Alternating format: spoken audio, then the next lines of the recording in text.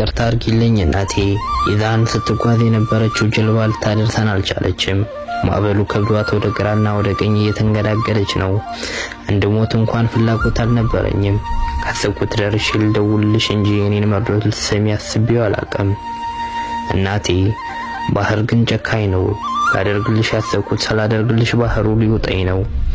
ሁሉም እዚህ ጀልባ ላይ ያሉት የራሳቸው ዓላማ ነበራቸው። እኔ ግን ያንቺን ደስታ ማየት ነበር ዓላማዬ።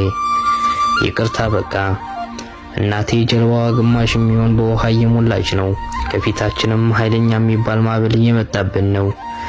ሁላችንም ተስፋ ቆርጠን ወደ ፈጣሪያችን እየተጸጸትን ነው። መርዶ የኔ ሲነገርሽ አደራሽን እናቴ፣ ካለ ህመም ላይ እንዳትወድቂ። አንድ ጊዜ እድሌ ጠማማ ሆኖ ባህር ላይ ቀርቻለሁ። አጠገቤ ያሉት ሁሉም ወደ ፈጣሪያቸው እየተማጸኑ ነው።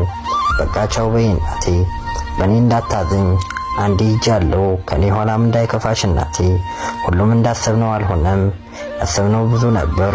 ሆኖም ግን ተስፋ እንዳትቆርጭ እናቴ። ይቅር በይኝ። በሚኪ ዶባ